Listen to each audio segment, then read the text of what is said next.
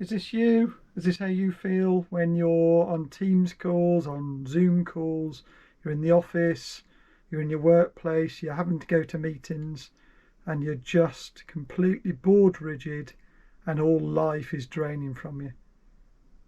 Well, that's sad to hear, but the good news is this week I'm going to be looking at how to solve the problem of non-productive meetings. See you after the break.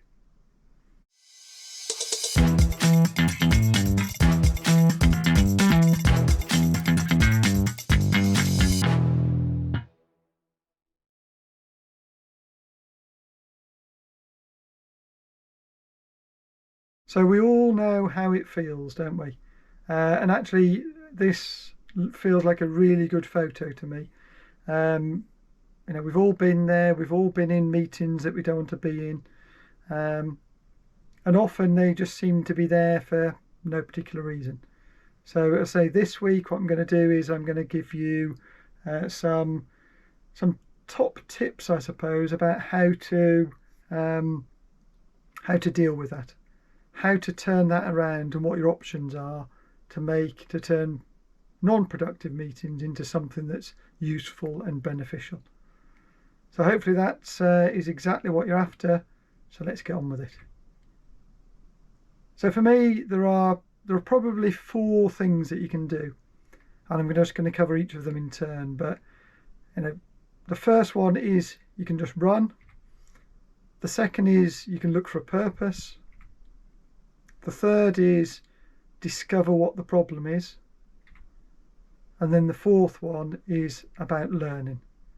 So let me just go through each of those in turn and help you understand how I tackle meetings like that. I mean, obviously, if you can avoid getting into those meetings in the first place, if you can make sure that meetings you go to are going to be productive, going to be interesting, that would be a much better situation.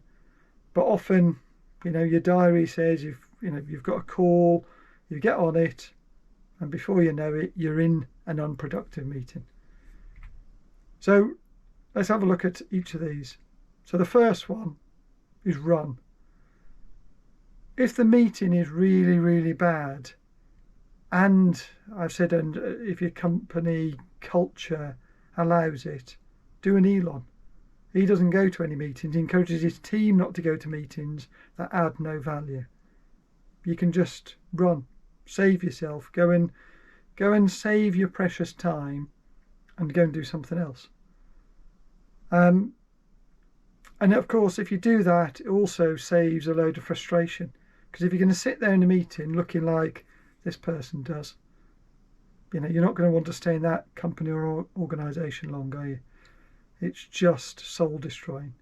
So, this for me, I've talked quite a lot in the previous videos about adult to adult relationships. If you're in a really bad meeting and there is absolutely no benefit to you, you're adding no benefit to it, why are you there? So if you've got the opportunity, you can run, you can escape from the meeting and go and do something much more productive yourself. So that's option number 1. Option number 2 is that you can try and turn the meeting around and try and help it find a purpose. And like you, I've been in lots and lots and lots of meetings where I'm thinking, well, I don't understand what's going on here. And one of the questions that I often ask is, I say, can I just check what's the purpose of this meeting, please? So, you're not being rude, you're not being confrontational, you're just trying to clarify for yourself and for your colleagues, what is the purpose. And I'm going to cover it I've got a plan for the next video or two, covering off things like different meeting types and also who should attend those meetings. So hopefully when you've seen those videos as well, that will help even further. But there's nothing wrong with asking, what's the purpose of the meeting? And if the person that's running the meeting hasn't, doesn't understand what their purpose is, again, you could default back to option 1 and think, well, is it for me? You can make some choices. So as you can see from the little icons at the bottom, this is still about making best use of your time. Because if you can turn it around and this meeting actually has a purpose, great. Stay in it, contribute, help move the meeting along. Again, that will clarifying the purpose will prevent you getting frustrated, or prevent others from getting frustrated.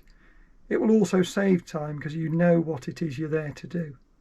That third icon is about that choice piece we've just covered.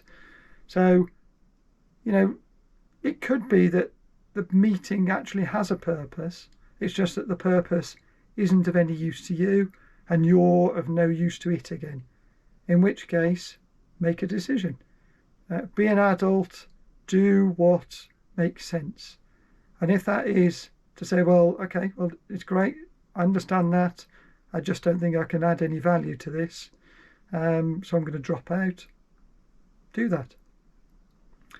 And the fourth bit there is the icon for this meeting having a purpose. So you can, by asking that question, there'll be lots of other people thinking exactly the same thing. You'll have created a purpose, or at least you'll have clarified the purpose for everyone, and you and everyone else can make a decision about, is it the right thing for you to be in that meeting now or not. So that's option 2. Option 3, and again, I've been in lots of meetings where there seems to be a purpose, and usually that purpose is to solve some sort of problem. But then it all starts to unravel again because it's not clear what problem you're trying to solve. So again, there's a great question you can ask, which is just simply, what problem are we trying to solve? And you can, it's similar to one of the previous videos I did, where you're using the 5 whys techniques to understand what the root cause of the issue was. This is a similar sort of thing. You're trying to get to what's the problem we're trying to solve in this meeting. Again, if you understand what the purpose is and you understand what problem you're trying to solve, you've got a fighting chance of doing so. And I often ask that question, usually towards the start, but then as we're having conversations and it's, somebody's gone down the 18th rabbit hole of the meeting, it's really a good question again to try and bring people back on track. So just, if somebody is going off down a rabbit hole, you can just say, so sorry, can I just check, is that the problem we're trying to solve? Because I thought earlier we said it was X. And again, it might be that as you go through the meeting and you go through the conversation, you realise that the problem you were trying to solve wasn't the issue at all. It was a different one. But again, I've covered that off and how you get to the sort of root cause problem in the previous video, and I'll put a link to that in the description. There's quite a few people having a look at that, so that might be one for you as well, so if you haven't already seen it.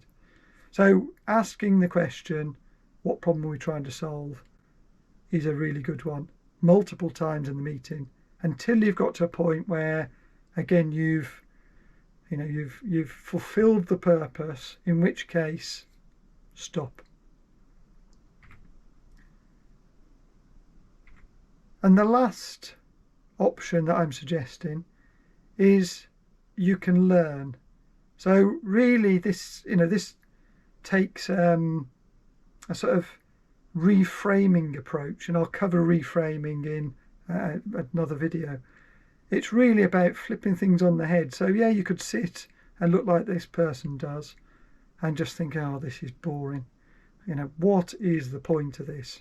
And you can just sit there bored and frustrated, and you can feel your tension and your blood pressure rising. But why do that to yourself? So if you're not going to take the first option or the other two that I've mentioned, and you're going to stick this out, I mean, it might be because you haven't got any choice, and sometimes you haven't, then, make the best of the situation. And for me, when I'm in meetings like that, I think, well, what can I learn from this then? So, my recommendation in this situation and in this with this option is to observe. Look at the meeting. How is it working?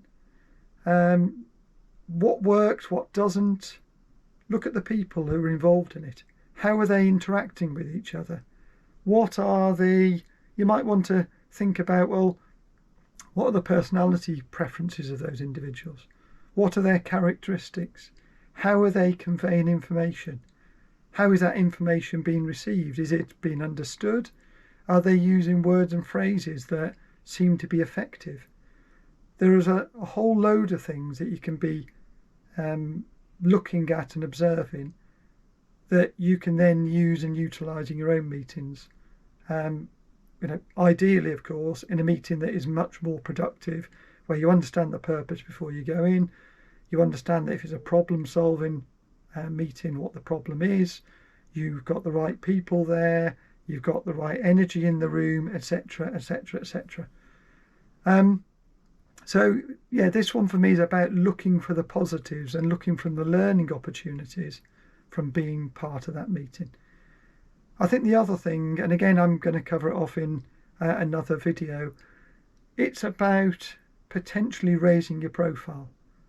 So, if you sit there quietly, if you sit there, grumpy and festering and, fizzing with rage, you're not going to do yourself any good.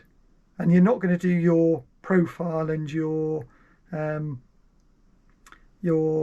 way that you come across, that isn't going to be good and positive at all. So again, take the opportunity to contribute where you can contribute, because the more visible you are, not just for the sake of it, don't just do a bit like the kangaroo leader I mentioned in the previous video.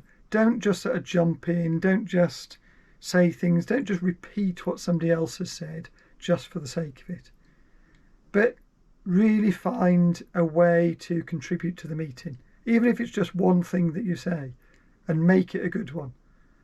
Because if you do that, you will be building your profile, you will be increasing your visibility, you will be increasing the trust that others have in you.